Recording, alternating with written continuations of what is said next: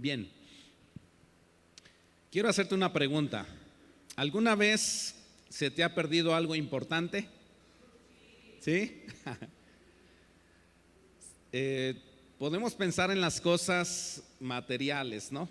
Primeramente, cada quien tiene su objeto valioso.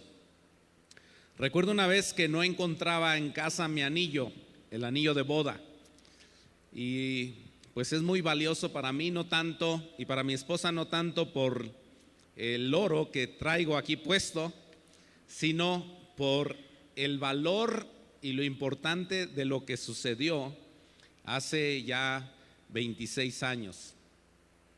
Entonces, para mí es valioso el anillo, pero no por su valor económico, pero por su valor sentimental, por el pacto que hicimos con mi esposa. Entonces un día se me perdió y bueno, pues no la encontraba. Por fin tuve que pedirle a mi esposa que me prestara el suyo para de ahí sacar dos.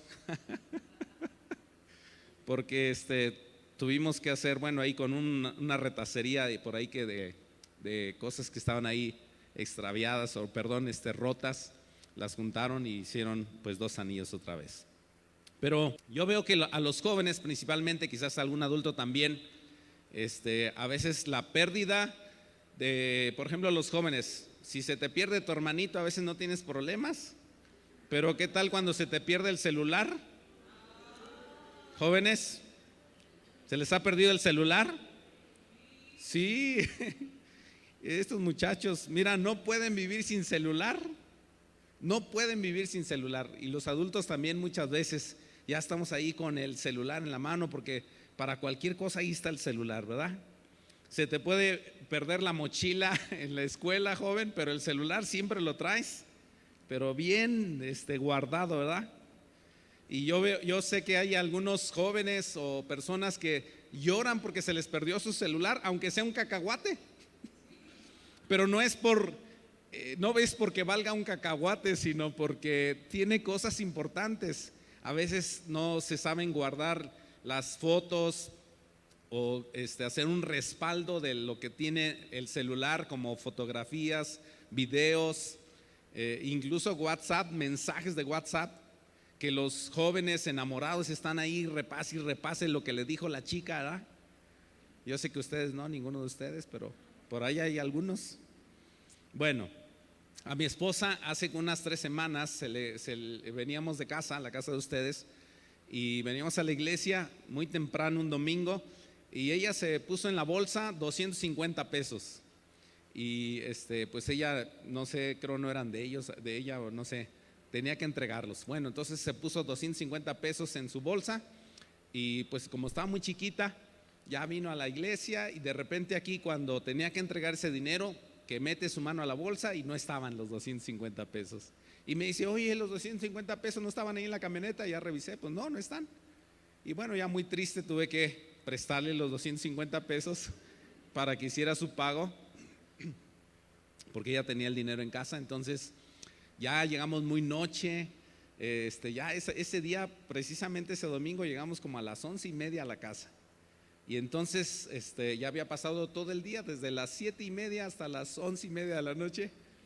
Y dice, voy a buscar mi dinero, se me hace que se me quedó aquí en el asfalto. Y entonces yo le digo, no vas a encontrar nada, pues ya pasó todo el día. Por ahí alguien lo encontró.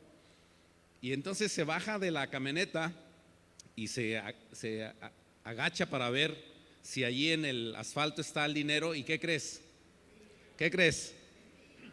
Mi mujer tiene mucha fe.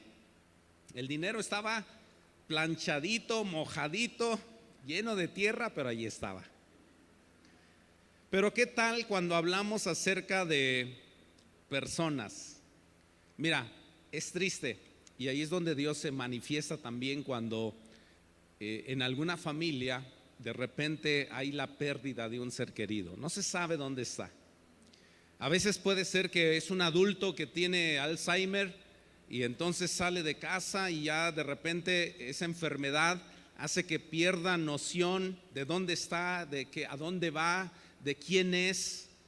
Y si tiene conocidos, alguien le conoce, pues ya le ubican, ¿verdad? Pero muchas veces se pierden los adultos por cuestiones de enfermedad, pero también a veces se pierden los niños. ¿A cuánto se le ha perdido a usted su niño? Por un ratito. Por ahí está Pablo Efraín, lo vieron aquí tocar. ¿Cómo nos hizo sufrir este muchacho? Porque se nos perdió.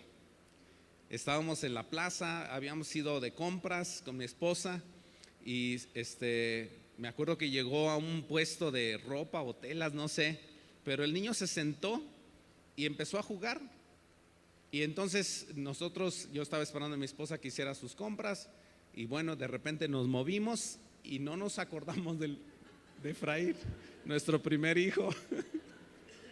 Y el niño se quedó ahí y nosotros nos movimos y como después de unos minutos, 2, 3 minutos, que de repente reacciona y nuestro corazón empieza a palpitar. ¿Y dónde está el niño? Le hablamos, me acuerdo que le hablamos a Lolita, que son de ahí del mercado, y varias personas que laboran ahí. Oye, ayúdenos a buscar, y todos se pusieron en guardia, empezaron a ver por toda la parte del mercado y yendo a la policía.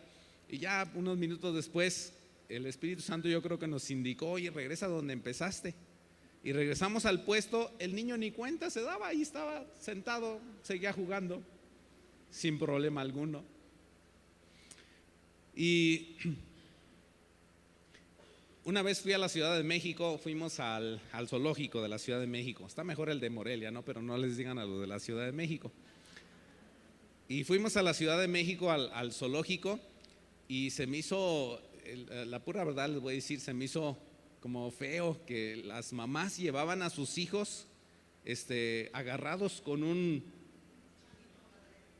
un changuito, los traían agarrados, pero varios, así mucha gente.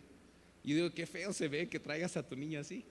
Pero es que en una multitud tan grande, si tú no tienes cuidado de tu hijo, en un ratito se puede perder. Y en las mejores familias pasa.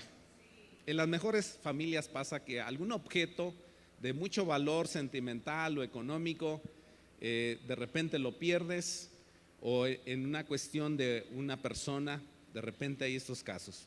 Eso sucedió también en la familia de Jesús. Mira, quiero que veas conmigo Lucas 2, 41 al 51 en la Nueva Traducción Viviente, ojalá la tengamos ahí. Dice: cada año los padres de Jesús iban a Jerusalén para el festival de la Pascua. Cuando Jesús tenía 12 años, asistieron al festival como siempre. Una vez terminada la celebración, emprendieron el regreso a Nazaret, pero Jesús se quedó en Jerusalén. Nota esta frase: Jesús se quedó, no se perdió, se quedó en Jerusalén. Luego dice: al principio sus padres no se dieron cuenta, porque creyeron que estaba entre los otros viajeros, pero cuando se hizo de noche y no aparecía, comenzaron a buscarle entre sus parientes y amigos. Como no pudieron encontrarlo, regresaron a Jerusalén para buscarlo ahí. 3 días después, ¿cuántos días pasaron? ¿Cómo sufriría María y José de que pasaron 3 días? Yo con 3 minutos ya estaba que me moría. Bien, 3 días después, por fin lo encontraron en el templo, sentado entre los maestros religiosos, escuchándolos y haciéndoles preguntas. Todos los que lo oían quedaban asombrados de su entendimiento y de sus respuestas. Sus padres no sabían qué pensar. Hijo, ¿por qué nos has hecho esto? Fíjate, nosotros somos los culpables y le echamos la culpa al hijo. ¿Por qué nos has hecho esto? Le dijo su madre. La madre de Jesús, tu padre y yo hemos estado desesperados buscándote por todas partes desde hace 3 días. Ahora mira la respuesta de Jesús. ¿Pero por qué tuvieron que buscarme? Les preguntó. ¿No sabían que tengo que estar en la casa de mi padre? Pero ellos no entendieron lo que les quiso decir. Luego regresó con sus padres a Nazaret y mira lo que dice enseguida, y vivió en obediencia a ellos. Y luego dice, su madre guardó todas estas cosas en el corazón. Yo tengo una pregunta. ¿Quién perdió a quién? ¿Quién perdió a quién? Sabes, a Dios le gustan las fiestas. Agustín estaba diciendo hace un momento que es un mes de fiesta, puras fiestas. Pero yo no tengo problemas de fiestas. Si lo que hacemos es para Jesús, para darle gloria, para compartir el evangelio. A mí me encanta en tiempo de Navidad, en alguna celebración de cumpleaños, me encanta que tengamos fiesta. ¿Por qué? Porque es importante reconocer a una persona que cumple años, un aniversario, un bautizo de una persona adulta, claro. Pero el asunto es que cuando estamos nosotros reconociendo a las personas, estamos también compartiendo el evangelio. Entonces, por eso son importantes las fiestas, porque de repente llega un familiar que no es cristiano, y como tú eres cristiano y estás festejando a alguien que conoce de Cristo o quizás no conoce de Cristo, nos atrevemos a hacer una oración por las personas. Ni siquiera a veces pedimos permiso, simplemente ponemos nuestras manos sobre el festejado y decimos, Padre Dios, yo pido que tú le guardes, que tú le bendigas, que tú le ayudes. Y la persona no cristiana y aún la cristiana está allí recibiendo la bendición. Entonces a Dios le gustan las fiestas. ¿Cuántos saben ustedes eso? Si tú lees el Antiguo Testamento, Dios mismo fue el que instituyó varias fiestas a su pueblo. Él mismo les dijo, tienen que festejar, tienen que recordar, tienen que guardar este día y cada año conmemorar, celebrar, regocijarse, recordar las bendiciones que yo les he dado. Una de ellas era la fiesta de la Pascua. Y Jesús, juntamente con sus padres, fueron de Nazaret, donde estaban viviendo, a Jerusalén para la fiesta de Pascua. Allí estaban. La fiesta de la Pascua, si ustedes recuerdan el Antiguo Testamento, recordaba la liberación del pueblo hebreo de la esclavitud de Egipto.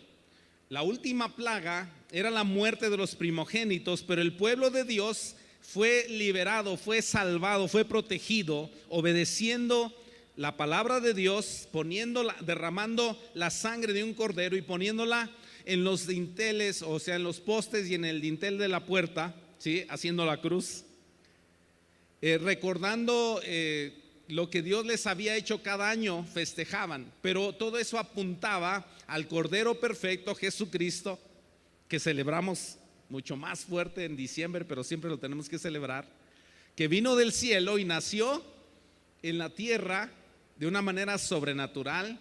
Sobre la vida de María se posó el Espíritu Santo y nació Jesús, el Hijo de Dios.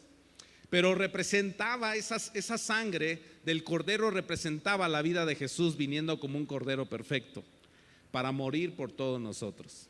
Entonces el pueblo celebraba cada año esta fiesta y Jesús, o más bien los padres de Jesús, llevaron a Jesús a esta fiesta importante.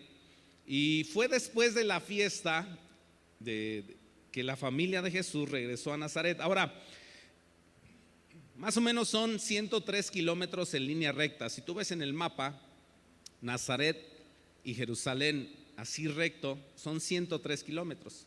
Pero tú sabes que una carretera no es recta totalmente. Entonces más o menos eran 140 y tantos kilómetros de distancia desde Nazaret hasta Jerusalén. Si lo viéramos en una forma más práctica para nosotros, es como si tú fueras en burro o a caballo o caminando de aquí, si fuéramos a Tierra Caliente, más adelante de Apatzingán, caminando o en burro. Si fuese hacia acá, antes de Marabatío o antes de Zamora. Fíjate, caminando. ¿Por qué crees que se tardó 3 días? Porque no es que María y José pues eran descuidados, que nada, pues ahí aparecerá. o públicalo en las redes, ¿no? Para que aparezca rápido. Sino que en esos tiempos tenían que pues mandar a una persona, pagarle para que fuera en un caballo velozmente para llegar y dar la noticia, y si tenían dinero pagar para que alguien buscara a Jesús, pero no tenían dinero. Acuérdate que cuando Jesús, ahorita en la presentación de niños, en el tiempo de Jesús, en la presentación de niños tenían que ofrecer un cordero, pero la ley decía que si las personas o la familia no podía tener suficiente dinero, tenía que ofrecer como mínimo unas palomitas. Y Jesús, si tú ves en Lucas 2, cuando llevaron a Jesús al templo, María y José, para presentarlo al Señor, presentaron 2 palomas.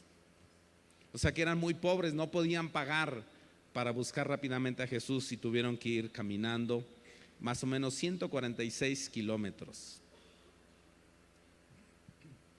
Ahora, si notamos bien, aquí hay una frase que puse: no me di cuenta que ya no sigo a Jesús.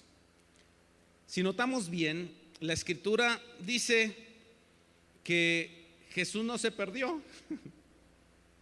Jesús no se perdió, no estaba ahí llorando, buscando al policía y diciéndole: ay, me perdí, llamen a mi mamá, búsquenle, le voy a dar mi número telefónico.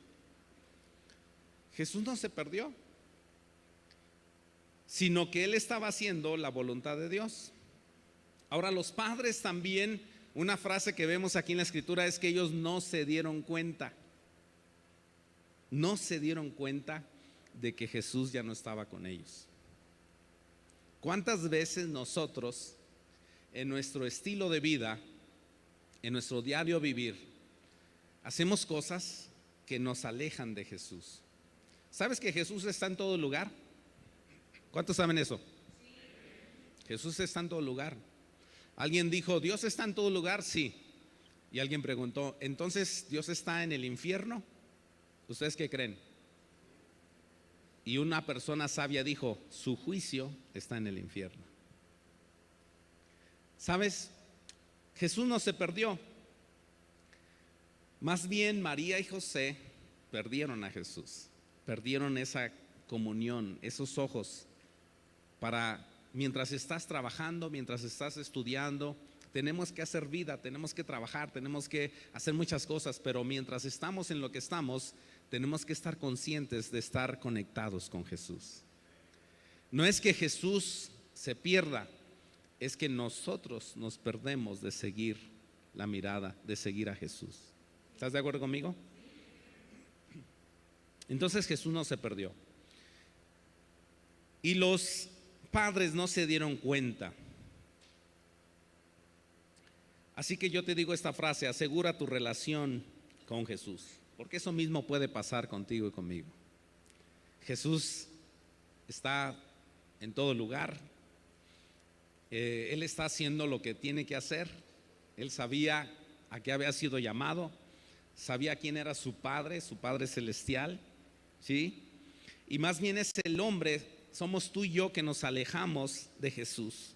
A veces es un solo instante, como esos minutos que se nos perdió Efraín ahí en el centro. A veces son horas cuando en una decisión tú te alejas de Cristo, pero a veces puede ser más tiempo. Una mala decisión te puede llevar muy lejos de la presencia de Jesús, de la relación con Jesús. Yo lo veo, por ejemplo, les animo a los jóvenes aquí presentes, casaderos, los que están ya para casarse, busquen una relación con una persona cristiana, porque hemos visto testimonios tristes de personas que se casaron con una persona no cristiana y les llevó por un camino torcido, lejos de Jesús. Y gracias a la misericordia de Dios, que a veces la familia, los padres, gente cercana, están orando por los pródigos, como estas personas que toman decisiones así y que con el tiempo vuelven a Cristo, pero vuelven como el hijo pródigo, oliendo a puerco, viviendo mal, demacrados, deshechos, destruidos, porque una decisión les llevó a apartarse de Jesús. A veces es en las fiestas mismas que tenemos el día de hoy, No son malas las fiestas, depende de cuál es el enfoque. Si tienes un cumpleaños, puedes hacer un buen cumpleaños donde compartas de Cristo. Si es un 15 años, como sucede ahora en fin de año, casi todos los sábados tenemos fiesta. Disculpen que no les inviten porque pues ya saben, ¿no? Yo sé que hay iglesias que van haciendo, han surgido iglesias en esta ciudad y pues a veces esa es la forma de pensar. Nos dicen, no, es que aquí sí nos atienden bien.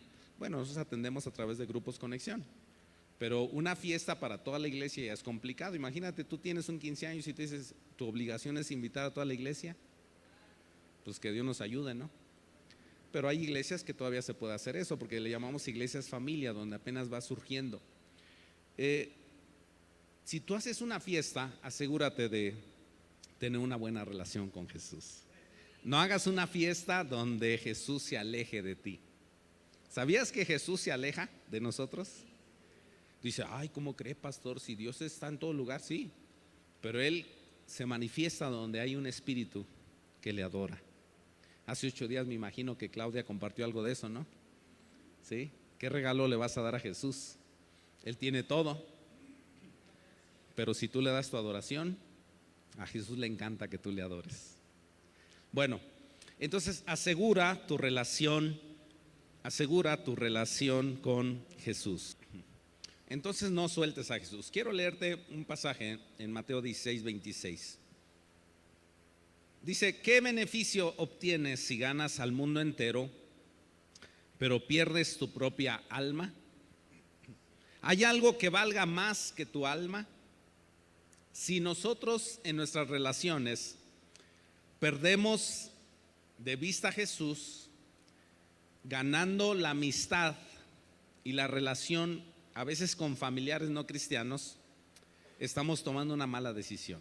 Yo te quiero animar a que en estas fiestas tomes buenas decisiones, porque la tensión es muy fuerte. Mira, en los pueblos estamos sirviendo a Dios en los pueblos a través de los grupos conexión y luego iglesias que se están estableciendo.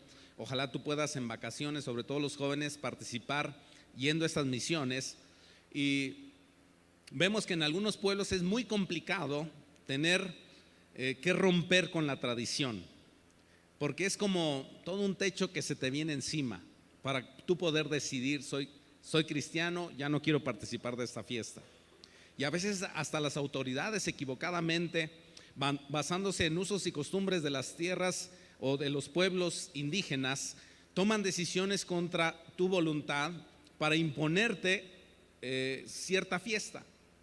Y yo he visto testimonio de personas cristianas que han sido muy valientes y se han enfrentado hasta que les corran del pueblo, que les quiten sus tierras, que no les dejen enterrar a sus muertos ahí, que no les dejen meter a las escuelas a sus hijos por ser cristianos, pero ellos son firmes y ellos no quieren perder su relación con Jesús.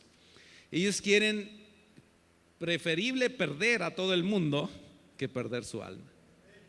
Yo quiero animarte en estas fiestas a que tengan mucho cuidado de que tú lo que hagas y yo lo que haga sea algo que agrade a Jesús y no que lo aleje de mí. ¿Cuántos quieren tener cerca a Jesús? Aleluya. Dice San Juan 3:18, no hay condenación para todo el que cree en Él, pero todo el que no cree en Él ya ha sido condenado por no haber creído en el único Hijo de Dios. Ahora, estábamos leyendo que Jesús obedecía a sus padres. Dice que cuando lo encontraron, Él les dijo una gran verdad: yo no estoy perdido, yo estoy haciendo la voluntad de mi Padre. Pero dice que en el momento que llegaron los padres a ver a Jesús en el templo, si tú lees ahí bien, dice que Él regresó para obedecerles. Jesús es un ejemplo de obediencia para ti, para mí. En los momentos más difíciles tú tienes que tomar decisiones para ver si te alejas o te acercas a Jesús. Y Jesús nos enseña que debemos de obedecer a Dios. Nos enseña que debemos de obedecer la palabra. Nos enseña que los hijos deben de obedecer a sus padres en el temor del Señor. Dice Lucas 2:49, repitiendo el versículo final, dice: ¿por qué tuvieron que buscarme? Les preguntó, ¿no sabían que tengo que estar en la casa de mi Padre? O sea, desde niño Jesús sabía cuál era su propósito, su identidad, su llamado. Eso es lo que hemos visto en semanas anteriores. Lucas 2:52 dice: Jesús crecía en sabiduría y en estatura y en gracia para con Dios y con los hombres. Ahí estamos viendo de que él tenía gracia, tenía obediencia a sus padres. Hebreos 5:8 dice: aunque era hijo de Dios, el rey del universo, el todopoderoso, el que creó el cielo y la tierra, dice, aunque era Dios, aunque era hijo de Dios, sigue siendo hijo de Dios, dice, aprendió obediencia por las cosas que él sufrió. Filipenses 2:8 dice: y al manifestarse como hombre, se humilló a sí mismo y se hizo obediente hasta la muerte y muerte de cruz. Es increíble que Jesús, siendo el rey del universo, el creador de todo, se haya sujetado a padres como tú y como yo, que no somos perfectos. ¿Hay algún padre perfecto aquí? Pero sin embargo Jesús se sujetó a sus padres y obedeció y regresó a Nazaret. Qué interesante es que cuando nosotros obedecemos nos acercamos a Jesús. En este caso Jesús regresó con sus padres, pero en realidad fueron sus padres que estaban acercándose a Jesús. Le buscaron y le dijeron: queremos que estés con nosotros. Podían haberlo dejado por allá, pero a veces no entendemos lo que hacen los niños. A veces no entendemos cuál es el propósito. Por eso la Biblia dice: instruye al niño en su camino, no en el tuyo. Y nosotros tenemos que pedir al Señor. Yo le pido al Espíritu Santo cada vez más: Señor, ayúdame para poder guiar a mis hijos en el temor de Dios, pero que no hagan lo que yo les diga, sino que hagan la voluntad de Dios.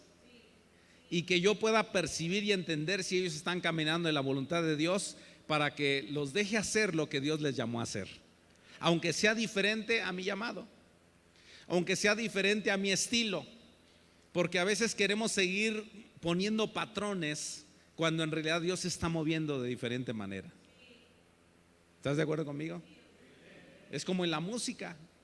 Sí, la música que a mí me gustó y de repente me sigue gustando, pues la música del siglo pasado. Pero ahora mis hijos tienen una música diferente. Yo tengo que estar tratando de entenderla. Yo sé que ustedes se ríen como yo, dicen: no, pues si es que no entiendo nada. Pero así es. Es importante saber cuál es el propósito de Jesús. Es importante saber cuál es el propósito tuyo delante de Dios, y es importante dejar que el propósito de Dios se cumpla en tus hijos. ¿Cuántos dicen amén? Entonces quiero también esta frase: aprende la lección 1. Parece que después de tiempo María, en el caso de María ya no aparece José, pero parece que después de tiempo María y los hermanos de Jesús, los hermanos de sangre de Jesús, todavía no habían entendido la lección número 1, cuando Jesús estaba en el templo cumpliendo el propósito de Dios. Y dice la escritura en Marcos 3, 31 al 35: después sus hermanos y su madre, quedándose afuera, enviaron a llamarle. La gente que estaba sentada alrededor de él le dijo: tu madre y tus hermanos están afuera y te buscan. Él le respondió diciendo: ¿quién es mi madre y mis hermanos? Y mirando a los que estaban sentados alrededor de él, dijo: he aquí mi madre y mis hermanos, porque todo aquel que hace la voluntad de Dios, ese es mi hermano y mi hermana y mi madre. Yo me hacía una pregunta: ¿por qué la familia directa, la familia de sangre de Jesús no estaba donde él estaba? ¿Qué estaban haciendo? Si multitudes le seguían, le apretujaban, la gente trataba de tocarle porque de él salía poder. ¿Tú te acuerdas de la mujer que se metió? Me imagino, yo no lo dice la Biblia, pero se metería entre los pies de la gente para tocar el manto de Jesús para ser sana. Yo no sé, pero mucha gente decía a Jesús, excepto sus hermanos, y también ahí no aparecía su mamá. Después, en su resurrección, vemos a María empezar a servir al Señor, pero la familia de Jesús no estaba siguiendo a Jesús. Ojo, a veces creemos que si nuestros padres siguen a Jesús, ya estamos bien. A veces creemos que si nuestra esposa está siguiendo a Jesús ya estamos bien, pero no es así. Cada uno de nosotros tiene una responsabilidad de seguir a Jesús. Y aquí en este lugar, cuando Jesús estaba predicando el reino de Dios, lo que ya tenemos escrito en los evangelios, lo que no está escrito, pero todo lo que es el reino de Dios, la gente estaba allí llenando los lugares, pero no estaba María, no estaba los hermanos de Jesús. Y cuando quisieron buscarle, pues era muy difícil acceder a él, pero Jesús está diciéndole: todos los que hacen mi voluntad son mi familia. Y yo sé que a veces nosotros como personas tenemos que trabajar, tenemos que estudiar, tenemos que hacer muchas cosas, pero mira, si trabajamos, el trabajo no se debe volver nuestro Dios, porque hay personas que en vez de buscar a Dios solamente trabajan y se justifican diciendo: es que yo trabajo. Qué bueno, pero el trabajo no debe ser tu Dios. El que estudia debe estudiar, pero no debe volverse tu Dios. El que hace ejercicio, me encanta ver y admiro y trato de seguir a las personas que son disciplinadas en el ejercicio. Siempre están publicando y se ponen allí, ¿verdad? Y ya hice tantos kilómetros y ya hice tanto de ejercicio. Y qué bueno, yo los admiro y digo: yo quiero seguir sus pasos, pero de repente me detengo y digo: yo no voy a caer en el ejercicio como un Dios, porque hay gente que si no hace ejercicio siente que se muere, pero si no hace devocional una semana o 2 semanas o un mes no se muere. Alguien diga amén, gloria a Dios, aleluya. Porque a veces el ejercicio, que es importante, porque hay que cuidar el cuerpo, pero se vuelve una obsesión. El trabajo, la familia misma. No, es que hoy tenemos que reunirnos como familia. Yo sé que la familia se tiene que reunir y tiene que pasar tiempo importante, pero a veces no le damos importancia de vida a las cosas espirituales. Reunirnos es importante. ¿Cuántos sabían eso? Pero a veces no se le da esa importancia. Le da uno más importancia a la familia. Y a veces me duele, mira, te lo digo con sinceridad como pastor. Si tú eres miembro de esta iglesia, te lo digo con sinceridad, me duele cuando tenemos los hijos pequeños y los podemos llevar a la iglesia, digamos, obligados, porque pues no pueden ir a otro lado. Y tú dices: hijo, vas a la iglesia. No quiero ir, pues ni modo, te aguantas. Estás bajo mi cobertura, yo te tengo que. Es como cuando lo llevas a la escuela. Los niños no quieren ir a la escuela, ¿o sí? Pero tú eres responsable y dices: te llevo a la escuela porque tienes que aprender. Un día me lo vas a agradecer y si no me lo agradeces no hay problema, pero te llevo a la escuela. Pero a veces le decimos: hijo, ¿quieres ir a la iglesia? Ay, no, papá, yo no quiero ir, estoy aquí. Ah, bueno. Y vienes, ¿y tu hijo? Pues es que no quiso venir. Y luego cuando crecen y son adolescentes y andan en las drogas, entonces sí, pastor, ¿cómo le hago?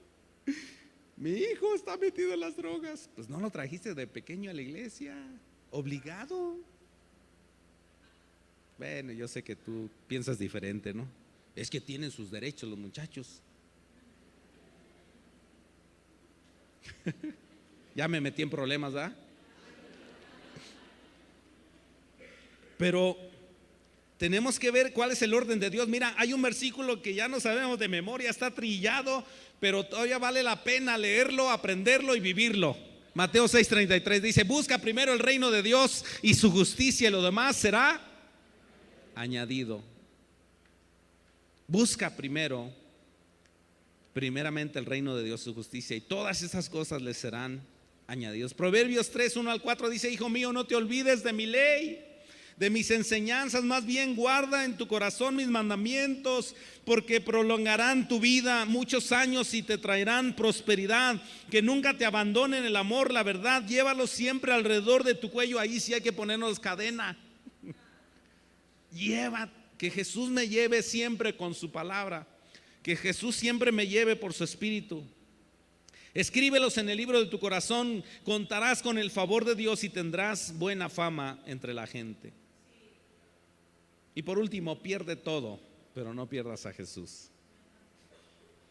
pierde todo, pero no pierdas a Jesús. Salmo 27:10 dice: aunque mi padre, ¿y qué más?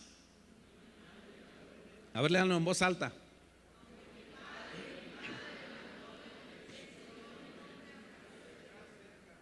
Aunque mi padre y mi madre me abandonen, aunque mis amigos me dejen, en Navidad no debo perder de vista a Jesús.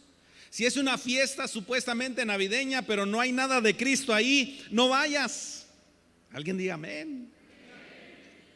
O si vas a ir, pues comparte de Cristo y no te metas en asuntos que no. Jesús eso hacía.